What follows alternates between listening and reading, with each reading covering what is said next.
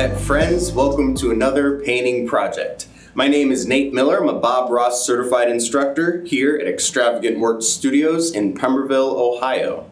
Today we're going to change it up and do a little winter scene with the big almighty mountain in it, of course using the fantastic Bob Ross oil painting technique. So if you'll join me up here at the canvas, I'll show you what we got going on and then we can get a little crazy. Alright, so we got an 18 by 24 inch canvas. This is one of Bob's canvas, and it's already been covered with liquid white. Now, liquid white is absolutely necessary to have if you want to paint like Bob Ross. We actually sell it here at Extravagant Worksstudios along with many of other Bob's tools and equipment. But this should be probably your first purchase. If you want to paint like Bob, you need a jar of liquid white oil paint. So we have that. Canvas has already been covered with liquid white, and we are ready to get a little crazy. I'm going to be using a big almighty palette and a couple of squirts of paint. Now, as you can see, we have a pretty limited palette today, meaning we're only working with a small handful of color. So, if you're ready to get started, I think I'm ready. We can go ahead and get crazy. So the first thing I want to do is I'm going to pick up a Bob Ross 1-inch brush. And I'm going to go right into a little bit of phthalo blue. Now I'm going to show the colors on your screen so that you can see what colors I'm working with. Once again, it's a limited palette today, meaning we're only working with about 4 different colors. So it's going to be a nice chilly winter scene. I'll take the 1-inch brush, tap it into a little phthalo blue, and I'll reach right over here and grab a little mountain mixture. Little mountain mixture, a little phthalo blue on the Bob Ross 1-inch brush. Tap the bristles into that paint, tap, tap, tap, and let's come up here. And we're gonna play today. We're gonna play. We got a couple of little, big clouds, I should say. Big old clouds that kind of float around the sky. And I'm taking the kind of the corner of this brush and just making little tight circles to throw these clouds in. This is a really cold winter scene today. And I don't know about you guys, but I'm really not much of a winter person. But they do make beautiful paintings. Winter scenes make beautiful paintings, so.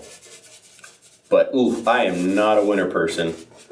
I don't like anything under, I'm kind of a wuss. I don't like anything under 60 degrees, to be quite honest with you.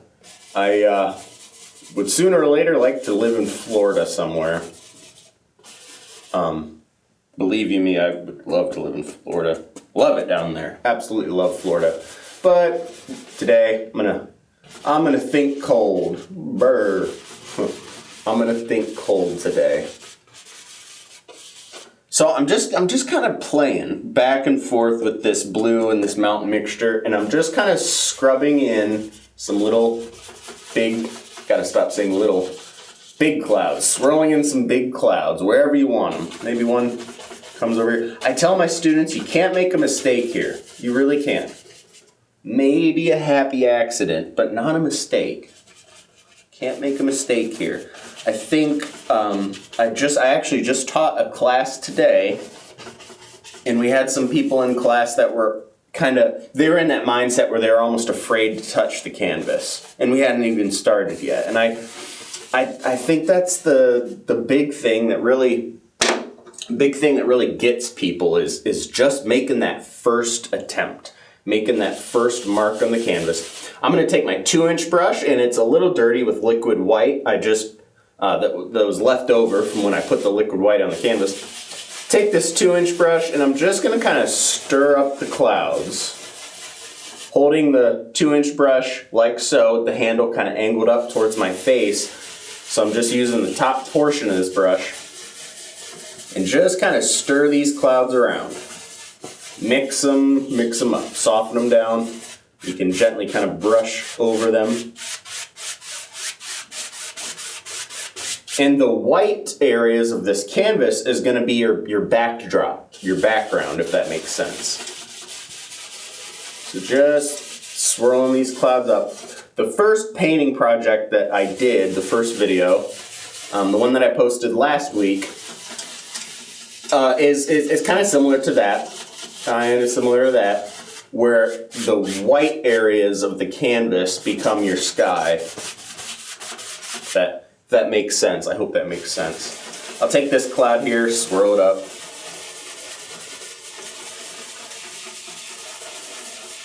And I guess I kind of like doing these skies like this. Just kind of knock off some of that excess paint. Very gently, I'll brush over these clouds. And with Bob's oil paints, Bob's oil paint is very firm, kind of dry oil paint. So you can blend over the top of them with this brush, blend right over the top of them without smearing the paint all over the canvas. Some like the oil paint you might buy at like Michael's or Hobby Lobby is not very good. You'll get some of their paint and it'll be too soupy. It'll be too, and it just won't work for this technique. So make sure you go out and buy good quality paint. Honestly, Bob's paint works the best. Obviously, since we're painting like Bob, I would opt to buy his paint. And it'll just save you some agony if you got Bob's paint. Good quality paint, very dry, and it's made specifically to work for this method of painting. And we sell that here too at Extravagant Works.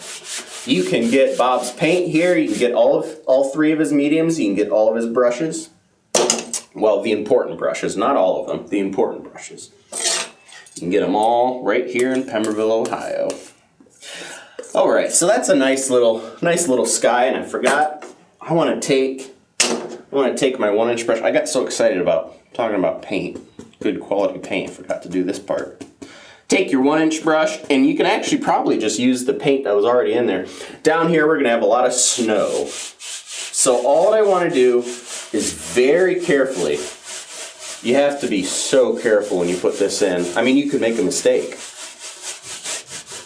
Just get it in.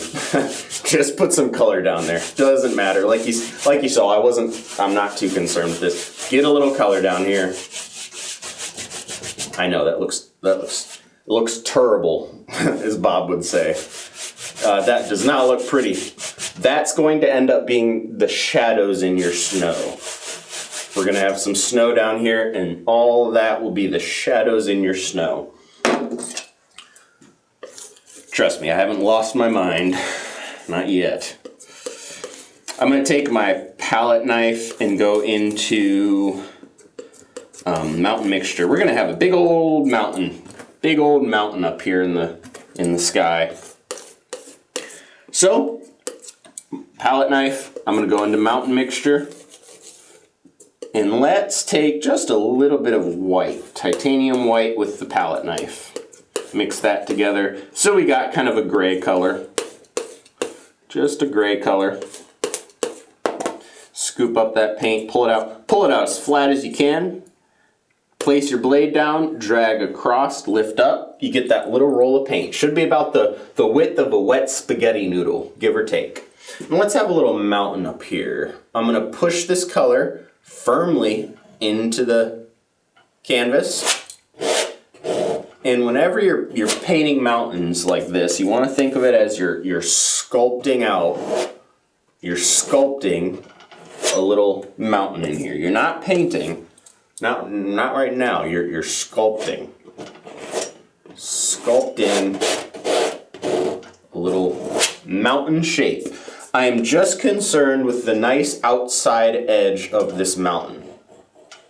I don't care about the middle. Not yet. Not worried about the middle. Not worried about anything other than the outside edge of this mountain, the outside contour, outside edge. And then I'll scrape off as much of that excess built up paint as I can. Really getting in here and scraping this off. It'll make blending out the mountain a lot easier if you get in here and scrape off that excess paint, okay? Let's take a 1-inch brush, grab this color and pull it. And because we have that fantastic liquid white on the canvas, we can move the color. We want to achieve the effect that this mountain is just kind of floating out in the middle of the air, just floating in the mist. So we'll take this color, pull it on down, X out the bottom. There we go. That does two things. It removes the excess paint and it blends out the mountain so the top is more distinct than the bottom. And we can achieve that effect with that wonderful, wonderful liquid white. Let's take a 2-inch brush. Down here you can further that effect by just tapping, following kind of the angle of your mountain. Very gently brush it out. And you can just make it look a little bit more misty down there. Basic mountain shape today. Basic mountain shape. I'll take a little paper towel, wipe off the blade of my knife, and I'll go right into a little TW, titanium white. Pull that out as flat as I can get it. Hope you can see my palette here. Place my blade down, cut across and lift up. You get that little roll of paint. Should be about the width of a wet spaghetti noodle, give or take. Now, for those heavy-handed people out there, relax. Chill, relax. And I'll place it right over top of that outside edge. No pressure. Let that paint just break down the mountain. No pressure. If you have a heavy hand and you push down on this blade, you're gonna start just mud mixing. You're gonna create it's gonna look like what Bob would tell you. It's gonna look like you just iced a cake. And we're not. I'm not showing you how to bake cakes today. That's a different class. That's a different video. Taught by somebody else who has better cooking abilities than I do. I can't bake. Very gentle. Very gentle. All of my highlights are going down in kind of the same general direction. And if you remember that game, the board game Operation with the little guy and you had the tweezers and you had to pull that crap out of him. Think Operation. Pretend like this blade, the blade itself is not even touching the canvas. It's just that little roll of paint touching the canvas. And if you push down too hard, and it's gonna buzz at you. Hope that makes sense. I hope that's a good analogy. It's just like you're playing Operation. You don't want to push down on this blade at all, or you're gonna get the buzzer. Try to think of it like that. Okay, we got some highlights in there. I'm gonna take my palette knife. I'm gonna take that mountain mixture color in a little blue and mix up a beautiful shadow color that we can use for this mountain. Kind of a blue-gray, gray-blue. Cut off a little roll of paint. Same deal, light pressure, and all of the shadows will go in the opposite direction. If you think the light's coming through the painting like so, I'm gonna move over here. If the light's coming in this way, you'd have some reflected light on the other side of your mountain. So that was titanium white, a little bit of that mountain color, and a little bit more blue into it. Another trouble area that people seem to have when they do these mountains is they overdo it. They tinker the mountain to death, where they'll start off with a really good looking mountain, but then they keep playing with it. They keep playing with it. It grinds my gears, but I understand as well, because I do that too. When I'm at home painting or here at the studio painting, I'll start off the really good painting, and then I'll just tinker the whole thing to death. And then sooner or later, my painting goes down the drain. I'm reteaching myself how to paint Bob Ross florals. And I feel like when you paint florals, oh my gosh, that rule of thumb, don't over tinker, overdo it, that goes for florals just as much. Gosh, if you don't stop with you'll have a beautiful rose or a beautiful poppy or something, and you'll just I keep going with it, I keep going with it, I keep going with it, and sooner or later it does not look good. So know when to stop. Don't go over these highlights over and over and over and over, because you'll tinker it to death and it just won't look as good anymore. It happens. I'm at fault too. I know we've all of us who are painters, any kind of painting, have done that before. Just tinker something to death. Know when to stop. Speaking of which, I need to stop or I'm gonna run out of time. All right, so 2-inch brush at the bottom. Tap out the bottom, lift up, following the shape of that mountain. Follow the angle of that mountain. Over here, same dealio. Tap, lift, very gentle. Just looking to get some of that misty look to the base of the mountain. All right, good. Down here, I'm just gonna brush some of this out. Brush some of it out. Once again, we're not too concerned with the bottom, but I'll brush some of that out there. Let's take the palette knife, get some white. We're only working with about 3 different colors, so take a little white, some of that mountain mixture in there, phthalo blue, and I'm going to mix this together to get kind of a darker blue-gray, something in that ballpark. A little bit more mountain mixture.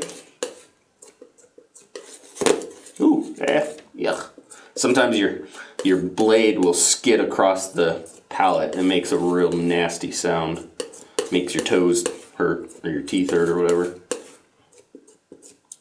I think that's about right. I think that's what we want. You want to stay away from electric blue. You don't want to get electric blue. And you'll know if you get electric blue. Electric blue is real nasty color. Good for sports cars, not good for paintings. Electric blue is the color you see on like blue electrical tape. Yuck, don't get that. I'll take a fan brush, go into that color, kind of a blue-gray. We got a little stand of trees back here. We'll do tap and crash trees. Just tap these in. I'm really only concerned with the tops of these trees. Tops of the trees. This is just a little stand of evergreen trees back in the distance. Too far in the distance to see much detail. Not gonna see much detail back here. Just a little stand of trees, way back in the distance. Something like that. Notice you want to save a little bit of that misty area at the base of your mountain so that it separates those little trees from the mountain. And maybe we have a couple of little trees way back in the distance that are a little taller, a little stronger. Just tap, kind of flesh out the top of that tree. And these are just, like I said, little trees that are a little taller. You can make out just a little bit more detail on them. But see how by doing those little tap and crash trees, you can kind of tap in a whole forest back there in a matter of seconds. Tap and crash trees. I think a lot of students tend to overthink them. Don't overthink them. Let's take a 1-inch brush. I'm just going to firmly tap the base of these trees. Get the little illusion of some mist down there. So firmly tap the trees. Just the base. You're not touching the tops. Tap, tap, tap. Tap, tap, tap.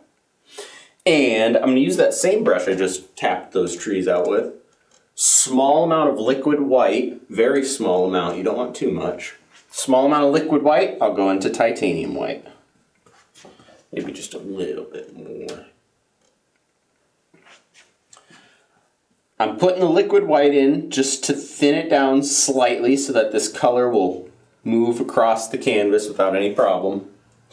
Let's lay in some nice snowy areas. I'll take the brush, place it down, and allow it to pick up some of that tree color. Allow it to pick up a little bit of that tree color. And then I'll just brush in a little snow. Snow is very fun and easy to paint in the Bob Ross technique. It's very fun and easy. If you reload that brush, let's reload that brush. Maybe you can come down just by reloading and then changing the angle. See how you can make it look like individual hills or plains in that painting? That easy. Again, you could not do this without the liquid white. It just wouldn't work. Wouldn't work. You need Bob's liquid white for this to work for you. And a small amount of it, small amount of that liquid white goes a long, long way. But see how easy that is just to lay in a little snow back in there. Fun, it's fun, it works. Bob designed this method of painting to work for everybody. Everybody can paint. Takes a little practice, the right amount of guidance. Let's take our fan brush, and it's actually, the fan brush is still dirty with the color we use in the trees. We're going to create just a little, maybe a little pathway back here. So I'm just going to take the brush and just going back and forth. Maybe there's a little path that comes out, something like that, comes right off the canvas. Just a little path that you could walk back in. Go back here, climb up the mountain, ski down it. And it just kind of disappears. We're gonna have a tree or two up here, but it just kind of disappears in the distance. Goes back somewhere. But it's that same blue-gray color, and I just scrub it in like so. Something like that. Take our 2-inch brush, very gently, I'll just kind of graze across it. Knock it down a little bit so it looks like it sits in the painting correctly.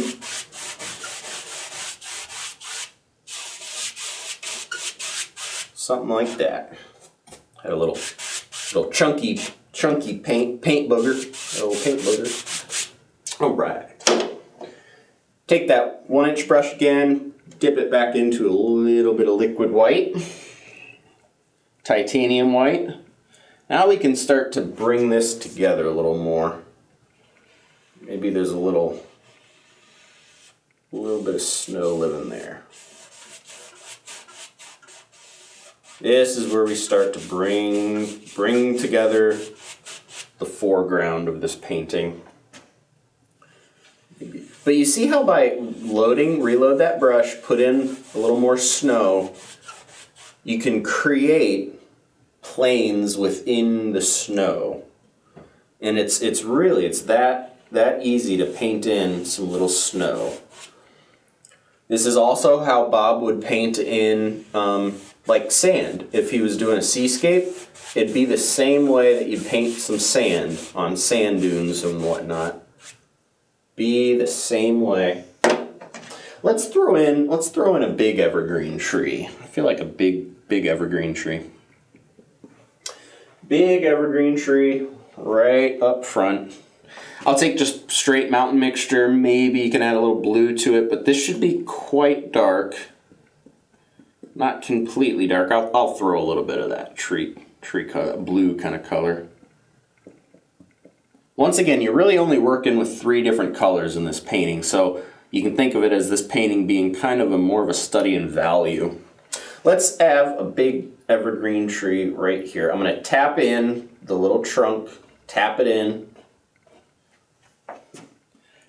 Don't get this brush and drag down, or you'll end up with a big nasty fat line. You don't want that. By loading this brush absolutely full of paint, do the wiggle method. See how I wiggle the brush through on one side, wiggle it through on the other? Brings that paint right down to the ends of the bristles. And then if you tap, you can get that real sharp trunk. Let's make a couple of marks up here. Gotta think about the little shape of an evergreen tree when you do this. Gotta think about the shape of an evergreen tree. He's nice and skinny up top, and then he gets fatter and fatter towards the base. Every once in a while, like we're painting over top of this, all that snow, every once in a while you can add just a drop of paint thinner. One of Bob's golden rules is a thin paint will stick to a thicker paint. So by adding in just a drop of paint thinner to your paint, it'll thin it down just enough so that it'll stick right over top of all of that white. But you don't want to add too much paint thinner. You'll run into problems. All right, nice happy tree there. Take your pallet knife, the blade, place it down in the center of the tree. Just pull up a little sharp top to your tree. And then you can take your 1-inch brush again, dip into a good portion of liquid white, go back into your titanium. Once again, I'm adding the liquid white to my brush to thin the paint down. Thin the paint down. Let's bring this little snowdrift and just move it up a little bit. I'll grab the base of this tree, pull it.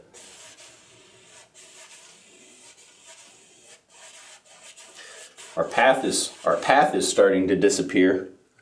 That's not a problem, we'll fix it up. Just make a little snowdrift at the base of this tree. Allow your brush to kind of pick up a little bit of that tree color. A little bit of that tree color will make beautiful shadows in your snow. There we go. Look at it, decide if you're happy with it. There we go. Yeah. A bit down here. Gosh, this looks cold. Too cold for me. Too cold for me. Let's do a little bit with that path. Let's just pop this guy out. So he kind of comes back, goes over there. There we go. Just so that path is a little bit more present there. Like I said, that liquid white paint allows you to move color wherever you want.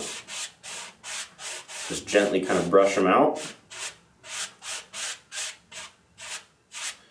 There we go. Boy, oh boy, does that look cold. Let's take the fan brush. We'll go ahead and highlight this big evergreen tree. Dip it into liquid white. And it's, my fan brush is slightly dirty. So it'll give my white a little gray cast. Maybe I'll throw just a little bit of blue into it. Make it look nice and icy cold. Icy cold.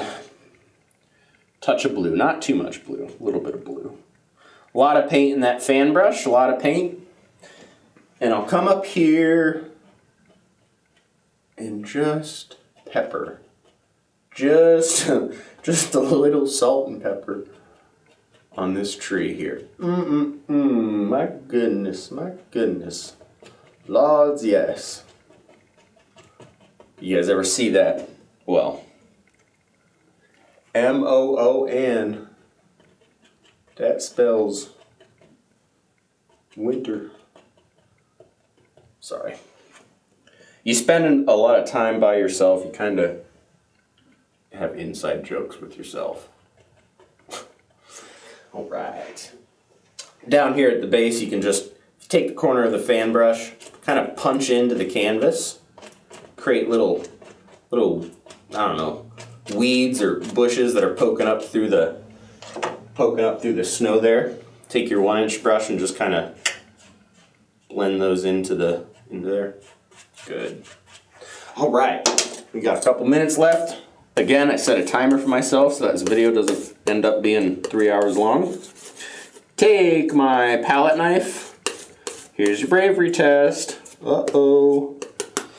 Take the palette knife. Let's create some little, maybe we have some birch trees here. Big birch trees. And I'm just take a little roll of paint on my knife. I'm just kind of putting those in. Couple little birch trees here. Gosh, I really feel like Bob right now. Got a couple of minutes left, let's do some big trees.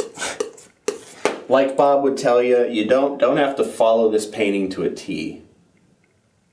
Bob wanted to show you just techniques, and then it was really kind of up to you to decide how many trees you had or whatever. So if you don't want these little birch trees in your painting, leave them out. It's not a big deal. And I hope you try this painting. It's a fun one. It's a fun painting to do. I hope you try it because it's fun. It is fun. Just using my knife to stick this little birch tree in here.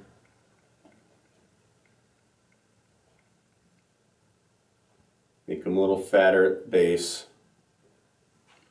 Something like that. Gosh, that's a tall tree. Kind of got too tall.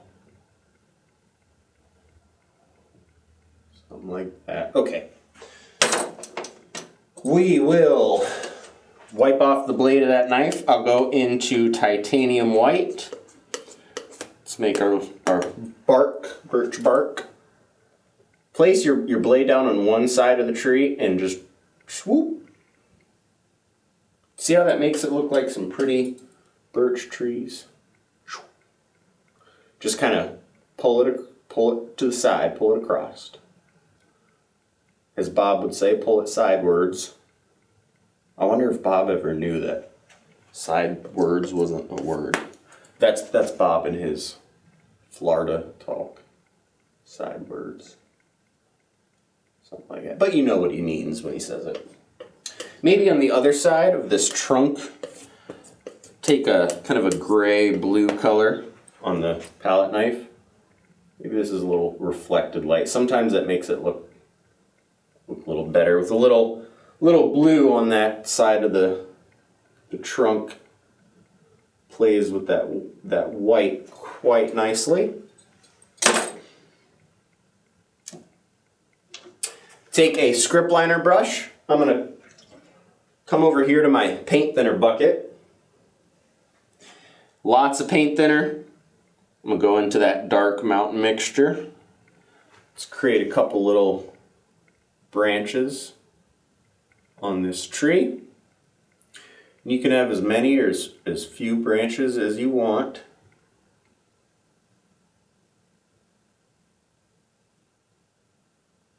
Something like that. I get real quiet. Get real quiet when I'm doing these branches because I'm so focused on getting them in. You can spend as much time doing these little branches as you want. And every once in a while, have the branches kind of come across the trunk itself. Kind of winds around. So they're not all just shooting off on each side of the trunk. It makes it look almost like a step ladder. Make it look a little more wild. Maybe some branches shooting off the central branches. Think of these branches, these tree branches, think of them like veins almost.